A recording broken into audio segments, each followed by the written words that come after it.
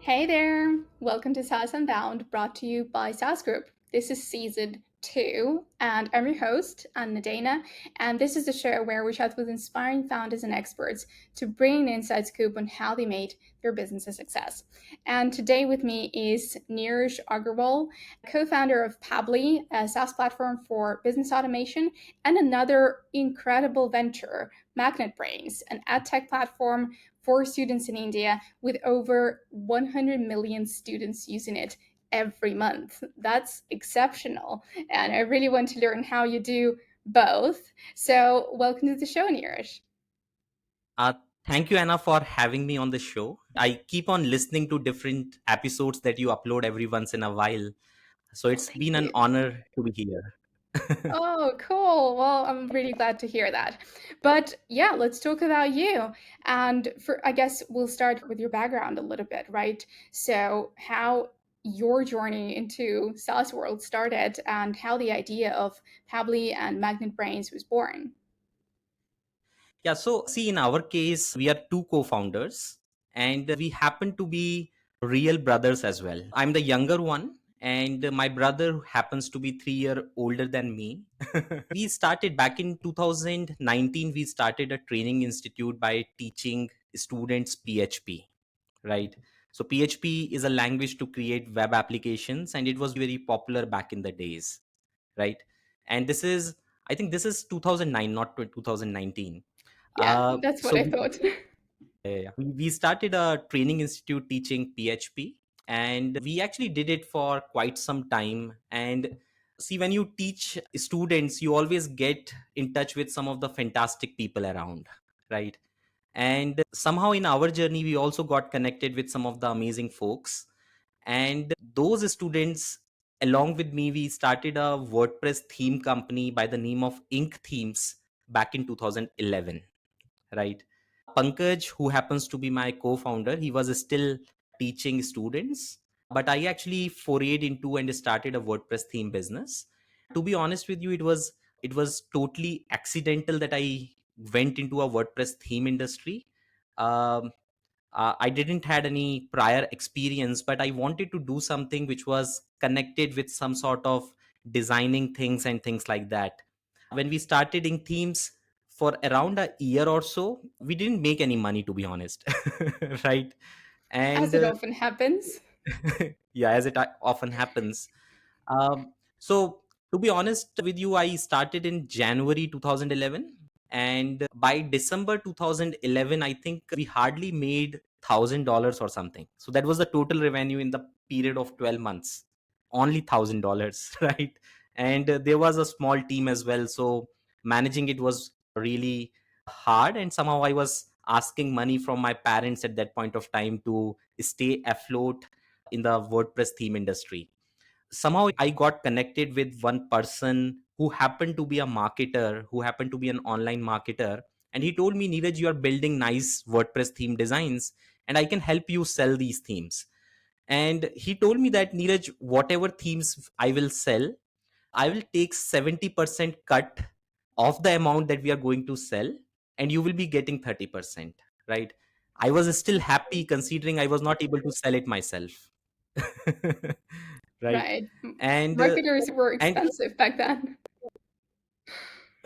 marketers were expensive. And to be honest with you, I was coming from a core development background. I didn't had a background in marketing at all, right? um, so he had this huge email list, and email list is even the word that I heard for the first time back in those days. And he shoot that email to around 6,000, 7,000 people. And back then the conversion rates were very high. He built a very nice offer and everything, and within a single day, I think he sold around $50,000 worth of themes. Oh, It wow. was roughly around that amount. I ended up garnering 30% out of it, and somehow we were in business due to that single incident. Just 30% is enough. See, India is a relatively is an economy where you can do a lot of things with the 30% of the money that you are able to get, right? Yeah. um so that was my first incident with the first experience with the internet industry and selling a product in an online market. And somehow that experience transitioned me to launch Pabbly down the years. Pabbly happens to be a SaaS platform, and after a few years, we started Pabbly, and somehow, even doing Pabbly for quite some years, one of the products that we released was Pabbly Connect, which happened to become popular because it helped different tools to connect all together, right? And that is how the journey of Pabbly and me getting into the SaaS business got started. That's super interesting. Okay. You guys are called Zapier of India. I think that's a really good comparison. And I've seen quite a few comparisons actually on YouTube, and you come on top a lot. And sometimes it's because of pricing, sometimes it's because of the integrations that people are looking for, but we'll get to that, right? There is also Magnet Brains. I guess that kind of came from your teaching background, or why did you think that on top of that, on top of SaaS, or was it before that? You tell me. You also want to invest in the education. Yeah, so see, I will be honest here with the journey of Magnet Brains. Only honesty we want. Yeah. So the thing is, it actually happened after we were doing Pabbly. It happened in somewhere close to during the COVID phase. Actually, it happened. And in fact, to be honest with you, we actually started it 1 year before the COVID happened, right? The way it happened is, see, my co-founder, he came from a teaching background because he used to teach the students. Even when we started our training institute for teaching PHP, I was the one who used to collect the cash that was coming from students, but he was the one who was actually going out there and teaching the students, right? Okay. So my co-founder, just a random idea on a random day, he said that I want to create video lectures for kindergarten to 12th standard students here in India, right? So that is what he wanted to do. And to be honest with you, I actually told him initially that, see, we work in the software segment. How come it doesn't align with the thing that we are doing right now? Like, right? Yeah. So I told him that somehow it doesn't align because we are into SaaS business, and suddenly how come we can start to teach students? But you know what? Sometimes you start a side project thinking that it might just be a one off thing, and somehow you start it out, right? When we started it, COVID didn't happen, but after a period of 1 year, we actually created quite a lot of videos. So my co-founder, he actually is a master scale person. So you tell him that you want these many videos in these many days, and he can somehow scale them up in very high quality, right? So from 2019 to 2020, he started that segment. He was the one who was also handling the camera just to see if the context is right, if the video quality is right, and he started it. I was alongside him, and somehow I don't know whether it was the people who were teaching the students or whether it was the quality of videos that attracted the students, but somehow it started picking up attention here in India among students. And the edtech industry in India is very crazy because there are fundings which are very huge. For example, Byju's was one of the major players, had a valuation of $16 billion. So you can imagine, Oh wow. raised more than Yeah. 800 million dollars or something. We had a couple of other players as well. Somehow we started small, just kept on pushing videos. Anything else, we just said no, that we do not want to build our mobile app. We do not want to build our website. We just want to push videos to YouTube. It is very similar to what you are doing with SaaS group videos. You just keep on pushing one agenda all the time, right? You keep on That's connecting with founders, you keep on post you, I don't know the segment, but it keeps on happening very fast. Now compare a person who is doing 10 different things. He is managing a website, he is managing mobile app. It gets a little messy all around. But when you are just focused on one thing, just keep on doing videos.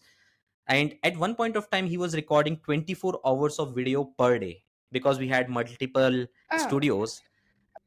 So around 24 hours of recording per day. And within a period of around 1.5 year, we had recorded few thousand hours of videos. Um, and somehow we were covering just about every subject in every grade possible, and that also brought so many students to the platform. The Pankaj's idea was there should be video for just about every topic that the student want to learn, and the quality should be very high. So that was the two only those were the two fundamentals that we focused on. And somehow here in India people get crazy about education, right? In different economies people have different priorities, but here education is one of the major priorities for parents, right? And so as soon as he started, students started to garner the interest, and somehow it peaked during the exam times. Actually it peaked to 100 million views in a month. It was substantial considering our biggest funded competitors were less than 10 million views in a month, right? And we were okay. doing 100 million. That's a big And success. interestingly, I don't know, yeah, interestingly, yeah, Pankaj keeps on getting calls from different ventures as well. But it is what it is. So we are just pushing videos, and he is the one who is leading that team, and that is how it has grown. All right. All right. That's wonderful. I love how you talk about focusing. I wonder how long it will take us to get to 100 million views on YouTube. But let's Yeah, hope we get there. yeah, the channel name is Magnet Brains. Why, by the way, because if the listeners are listening, they can probably check out the YouTube channel as well. So Sure. yeah, And I did, honestly, because I have a kid and I was like, okay, it's super popular. I will go and check it out. And it was actually really nice. And we even watched a few with him and he liked it. So thank you for doing what you're doing. Um, yeah, but yeah, back to Pabbly.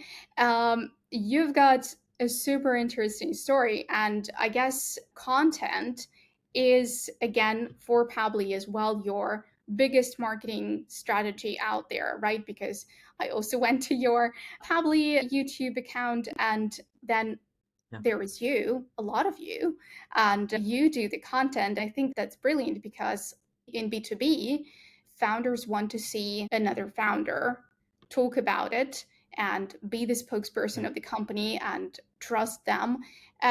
So, how did you come to it? How did you decide that this is going to be something that you will push towards your customers? How did you decide that there is going to be a video for every integration, for every use case for Pabbly? Yeah. So one thing that we learned along the journey is that you should always focus on your key strength, right? And every person out there comes with their own key strength. For example, for some people, it might be content writing. For some people, it might be Facebook ads. For others, it might be Google ads. And there are so many marketing channels that keeps on popping out every once in a while. See, from our experience at Magnet Brains, because we were doing a lot of videos out there, one fundamental thing that we were seeing all around was that there were tools to do a lot of things, but no one was actually teaching how to use those tools, right? Just to give a honest perspective on something, yeah, only yesterday there were 75 SaaS products launched on Product Hunt. 75 unique product launched on Product Hunt just yesterday. Right? Yeah, There are so many tools that are coming out. The challenge is, see, from a SaaS business point, what I'm seeing and what I'm learning is there are so many tools to do so many things, right? But the thing is, no one is teaching how to use those tools, right? And our key strength is all about teaching because we come from a teaching background, right? So when we started Pabbly Connect, um, it actually gave us a chance to create so many videos as well, because you can connect one software with 2000 other softwares, right? yeah, And then you have the second software, again it can be connected with 2000 other softwares, right? For just to give a context, let's say if you have an email marketing product, you might create 5 videos, 6 videos, 10 videos, 20 videos, but then you will be out of the content that you can create, right? But when you are into the integration space, and if you have an integration with Google Sheet on one side and thousand other tools on the other side, you can basically teach people on how to integrate one tool with other, and you actually can create as many content as we want, right? So, and because teaching comes as a strength for us, we focused on teaching as well, because we realized that, see, still I go on calls with so many customers every day. Yesterday I also went on call with at least 2 3 customers who happen to be Pabbly Connect customers. They keep on asking me, Neeraj, I have the software, but what do I automate? And I always tell them that we have a library of around 5500 or so videos.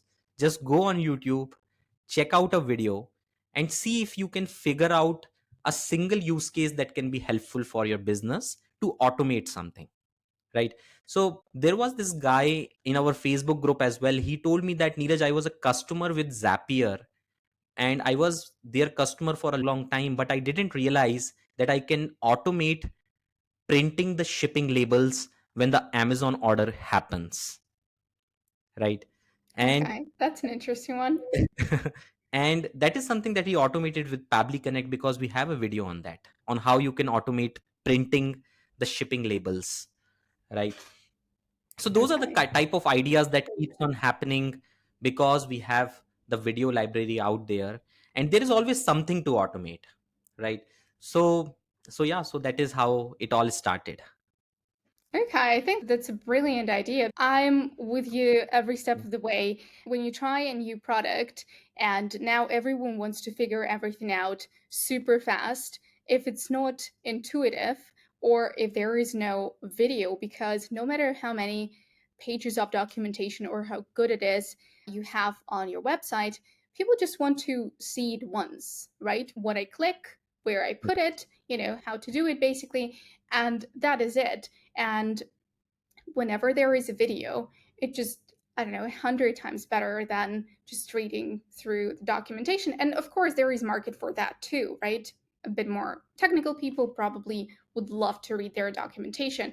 But because you're focused Absolutely. on marketers, yeah, we like to see what we're getting into. So yeah, you already mentioned Facebook group, right? And I guess that's like another level of your customer communication and customer onboarding. And I went there just this morning. Thank you for inviting me. Um, and I saw that it's public. Everyone who's using Pabbly or wants to use Pabbly can write about their concerns or bugs that they saw or how they're using it, their unique use cases. When did that start? Like, how did you realize that you want that? Because just yesterday we were talking with another founder. They have a Slack community. You have this Facebook group. At what point you realized we can help people, but there are just so many of them that maybe they also can help themselves and operate in this community? So we started our community on day one when we launched Pabbly Connect. Okay.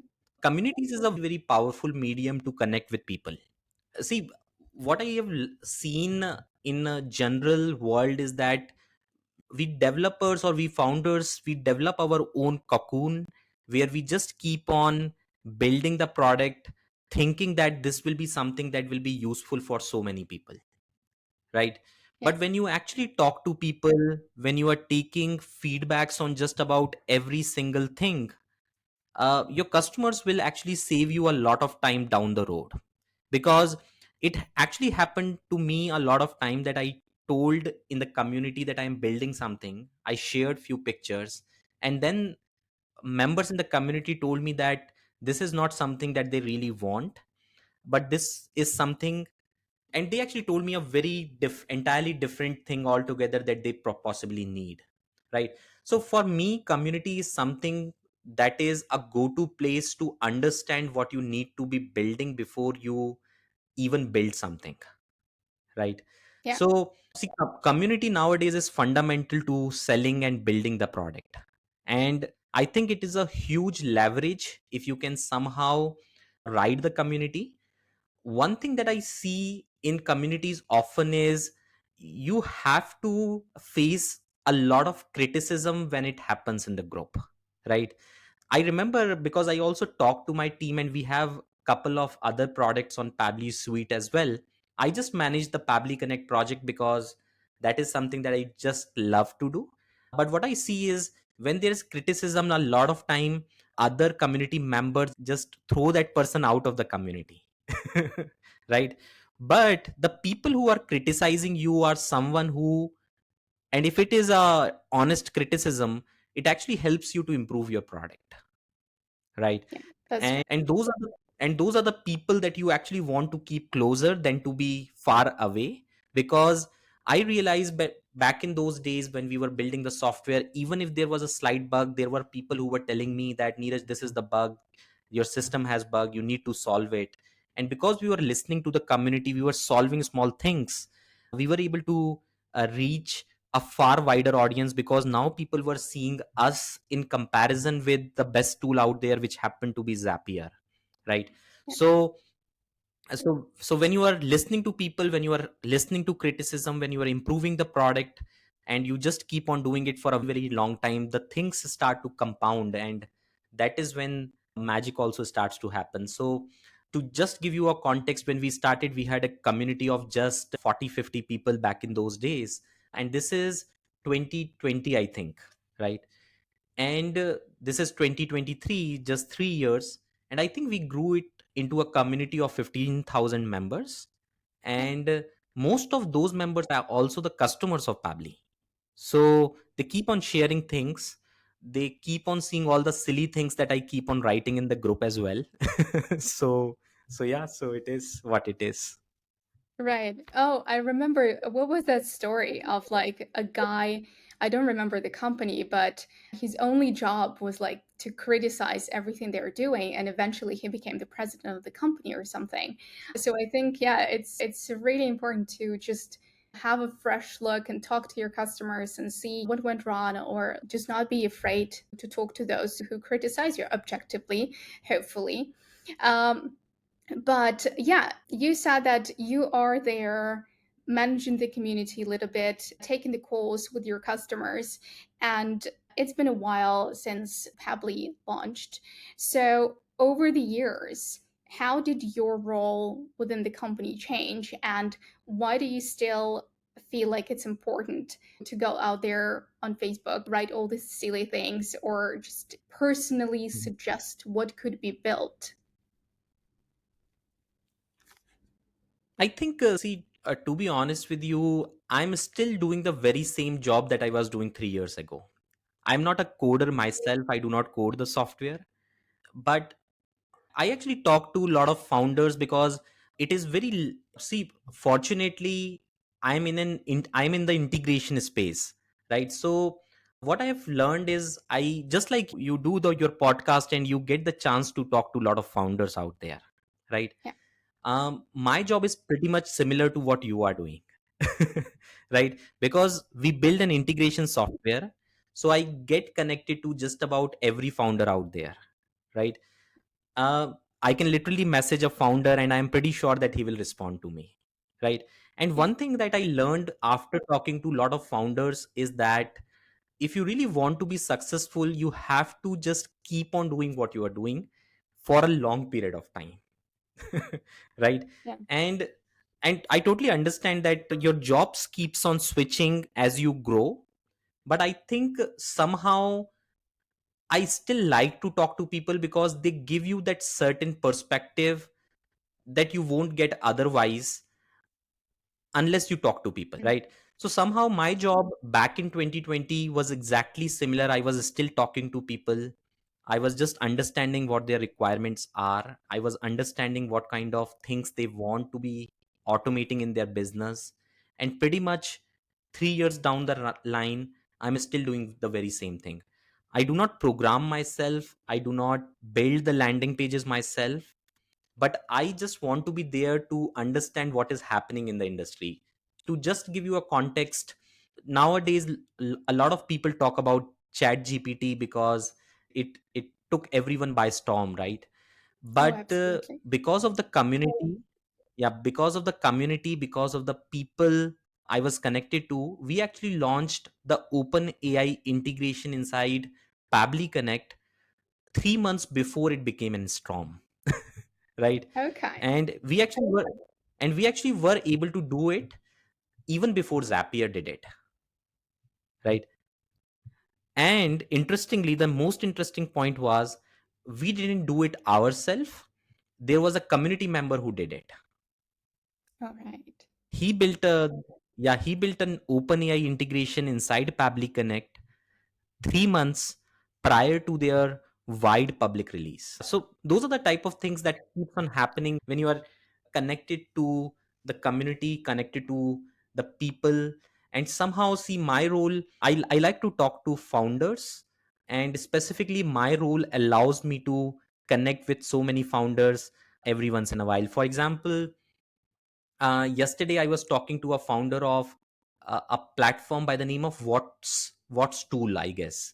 So I did it. So he actually messaged me that, Neeraj, we want to get our product integrated, and I was about to schedule the call today. We talked on chat for now, but I'm scheduled to talk to him on call. And when I go on call, I get different perspectives that I would probably not be getting if I were not connected to the community. So see, my role is not transitioning, at least for next 3 4 years.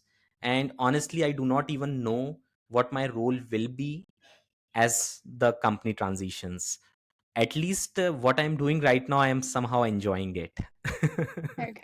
All right. And that's the best part of it. I mean, because, like you said, you hope to carry this on for many years. So you should definitely enjoy what you're doing. But yeah, I think it's a great thing that on one side you have this incredible opportunity to talk to customers, and um, moreover, they have an opportunity to talk to you, right? In the community, they can tell you what they want, what kind of integration or what kind of video they are looking for, and they do get a response. And at the same time, you can talk to founders who want to partner and have an integration. And yeah, so you've got it covered from basically all the sides. Yeah, absolutely. So I think I'm in that sweet spot where that kind of things can happen. Yeah. Okay. All right. So another really important and super interesting part of what you're doing is the fact that you guys are bootstrapped. You Absolutely. are, yeah, you're pretty huge by this time. You're profitable. And okay, so the question is, how do you do that? How did you decide from the very beginning? Because competing with Zapier is pretty bold. So why not just go out there? You're building a brilliant tool. It will be a no brainer to get funds from different investors. Why not just go there, just ease into it in a way? Why did you choose bootstrapping? See, I think I have. See, I think I don't have a very clear answer on why we are bootstrapping and why we are not getting any or raising any funds. See, I think from my perspective, I feel you should only raise the funds when you have clear idea on what you really want to do those with. We do with those funds, right? Um, I do have slight chance on getting the funds, but somehow it also comes with the different complications of different sort, right? Sure. Um, Somehow I feel we are still in that stage where we do have enough profitability to take it forward, and possibly down the line. See, I didn't even went to anyone to raise the funds because I realized that if you're doing your things well, things automatically and eventually happens on their own, right? And I feel having bootstrapped startup also gives you a certain level of freedom. We have lot of interesting stories here in India. For example, I learned from stories of Zoho here, by the way, is also bootstrapped, build a very nice business out there. I'm also a big fan of Jotform founder. By the way, you should also interview him. He's a nice guy. All right. uh, I'm hoping for an so introduction then. yeah, but he doesn't reply to my tweets that I send out to him. So Oh no. so so he's We'll get to him. Yep. So probably if you ever get to him, just let him know that Neeraj wants to talk to you as well. Yeah. Okay, I will. Yeah. But anyways, Jotform founder, he actually built a very nice bootstrap business. And I realize, see, as long as you are profitable, as long as you are building the business patiently, um, see, that is everything that you want, right? I get a salary from the company. It is a good salary. I think it is paying me well. Uh, Too much money also, I don't know what will happen, but I think it is what it is, and I'm enjoying the bootstrap journey as well. Okay. And if they're not paying you well, you can always go directly to the CEO. So, No, I yeah. think Okay. see, I live in, just to give you a context, geographically I live in a small city. In fact, when I call it a small city, it is a tier 2 city, you will call it, right? And it Okay. is at least 800 miles from any technical capital of India. For example, it is 800, 900 miles from Bangalore. It is 800, 900 miles roughly from Delhi, Mumbai, and all the major city out there. The cost of living of the city where I work from is very low, honestly speaking, right? To the Yeah. level that you can actually have a very nice apartment on rent for 300 or $400 every month. Okay. Right? Maybe I'm moving there next year. Yeah, and still it is a very wonderful city to live in. Like it has lot of lakes, and yeah, so and we live in a world where we can build products, and in fact the world class products from small cities like where I live from and where I come from. And that is also a very big advantage that we have right here. So, Okay. Yeah, this is something that yeah. not a lot of people consider. It's just cheaper sometimes to build um, a SaaS product, a SaaS company from anywhere outside of Silicon Valley. So, yeah, you have to think about the location of your business as well. All right, but you haven't raised funds, but you still grew immensely. You started with 3 people team, right? And now you're over 100. So that's a pretty rapid growth, right? Even in the VC world.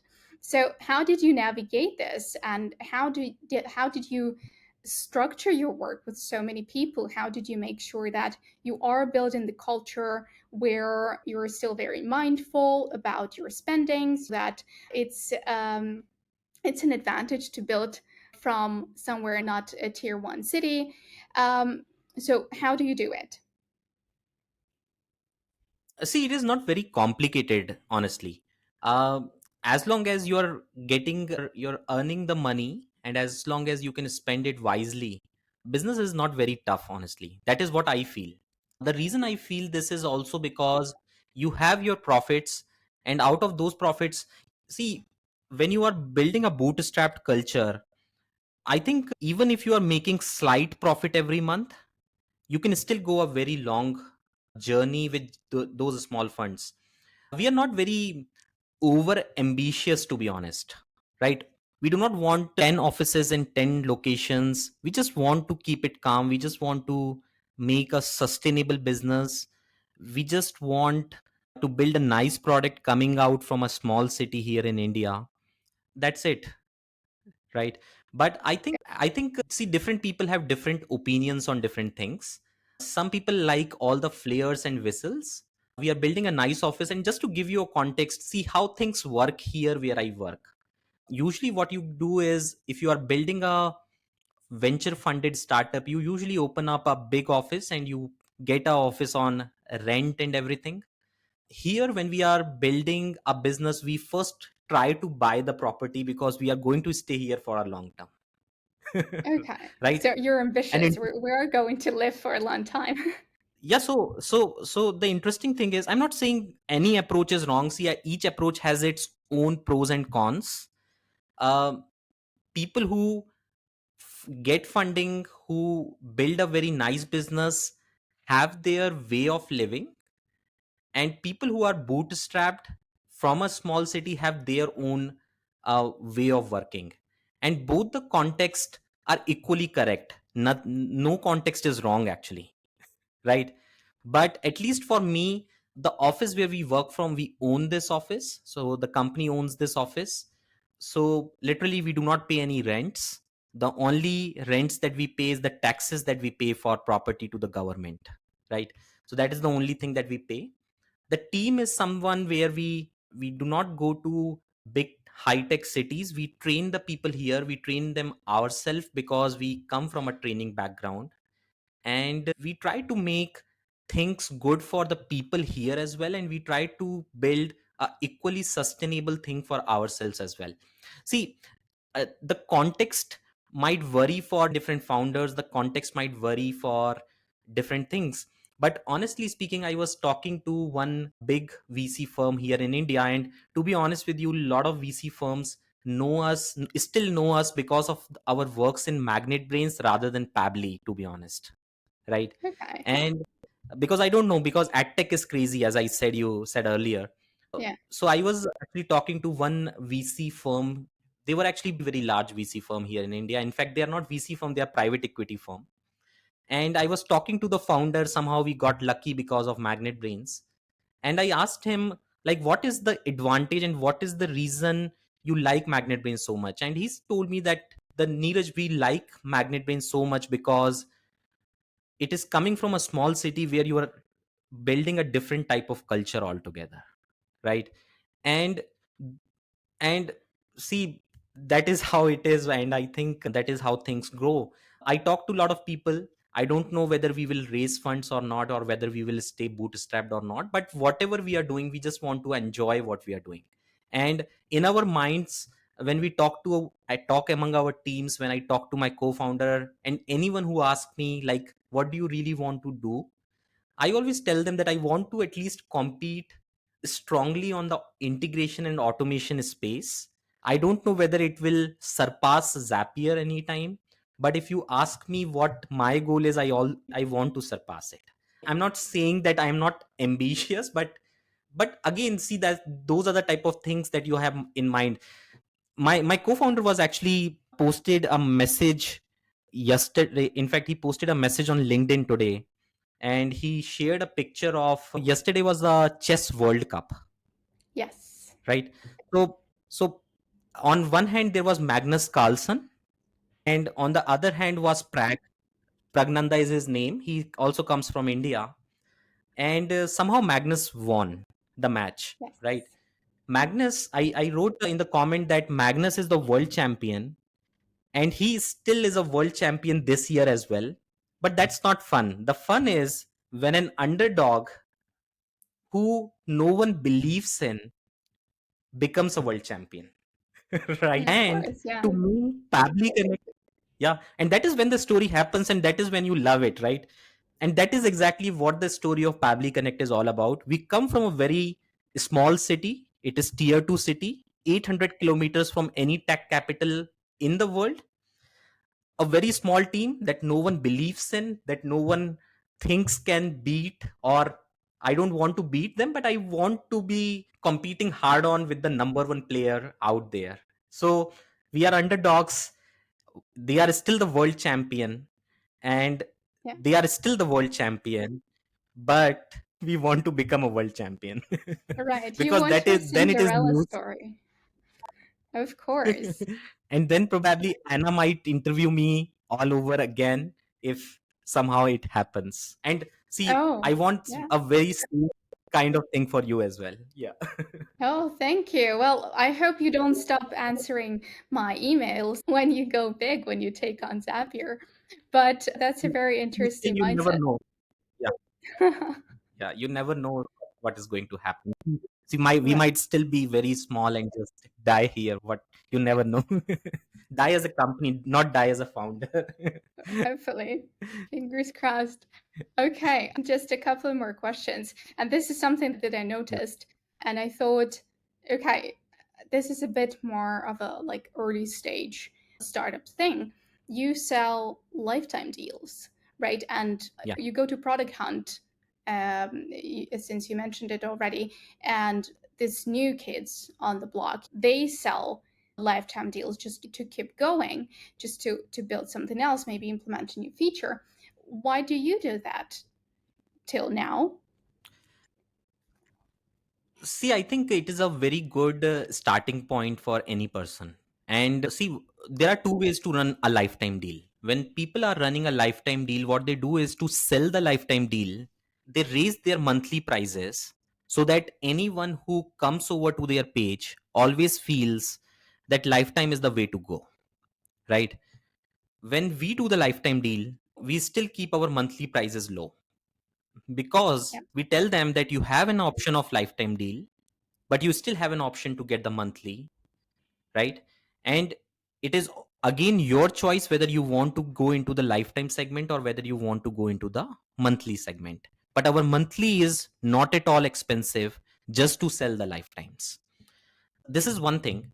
The second thing is, when we were doing lifetime, we realized that we want to, so see, internally I always tell my team that I want to become just like what Cloudflare did, right? Cloudflare, used by millions of website, Cloudflare goes down, millions of webs out there goes down, right? So Yeah. Cloudflare is the number one firewall that people are using right now. Cloudflare became very popular because they had a free tier that allowed people to do a lot of things. We consider our lifetime deal to be not a free tier actually, but it is a very good limits that we give to people who want to start their automation journey. But we Mm. realize and we know that probably there will be some people, there will be at least 10% of the crowd who will always surpass those 10,000 task limit, and those will eventually become our recurring customer. And and that is and that is enough for us, to be honest, because even if the number of people that we are joining in through the lifetime deal, 10% of the people upgrade to the higher plan, will eventually be our recurring customers, and they are, in fact, that is in fact what is happening as well. And that also makes the whole project sustainable as well. The interesting thing is, 90% of the people still don't have to pay recurring ever. So the interesting thing is, those people, if served well, become your evangelist, and they tell others that there is a product where you can invest your money once and you can still use the software for lifetime. So who doesn't want to automate their business for lifetime? And 90% of the people are those type of people. 10% of the people exceed their 10,000 task limit, and the person who exceed the task limit are always high end users. They do not even need 10,000 extra tasks. Those are the people who always needs 50,000 extra tasks, 100,000 extra tasks, because they are the big users.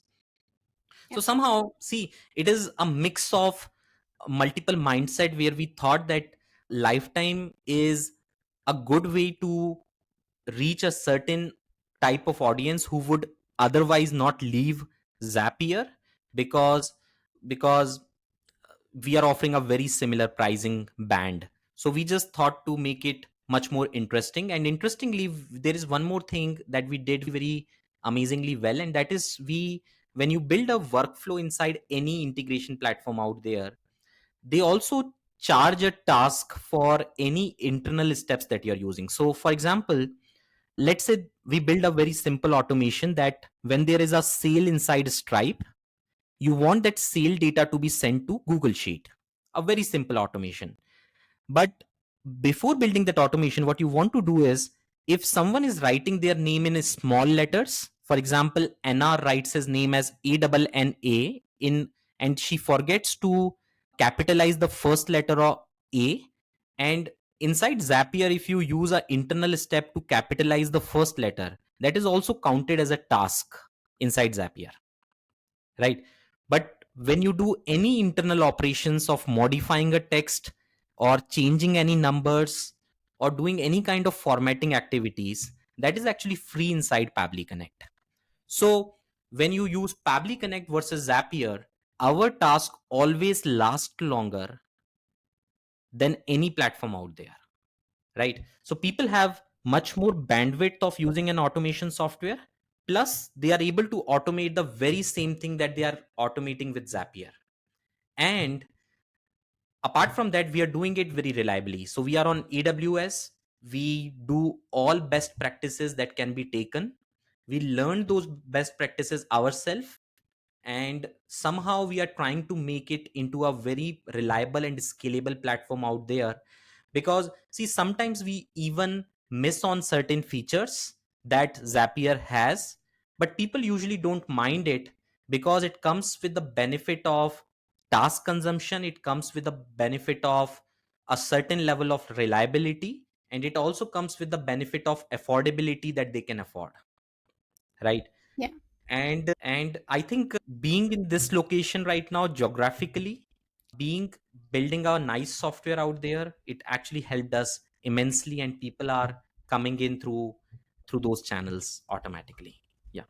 Okay. All right, that makes sense. Thank you. Thank you for explaining that. All right, I just have a couple more questions. The first one is, can you share an ultimate hack that works for you in building a business, maybe in bootstrapping and in the way you mindfully spend and mindful frugality of your mindset, or maybe it's hiring or whatever it is. What's something that you come back to and that always works for you? See, I think one thing that always worked for me, and in fact, let's say if I am building a new software out there, I will probably build my community on the first level, right? Community is very important. So that is one hack I will see. It is not a hack, but it is a long term thing as well. See, hack can help you just for a couple of days, probably a month, and if you're lucky for 6 months or something. But you need to do fundamental things to build a sustainable business. For me, if I'm starting a business all over again, I will build my community on day one.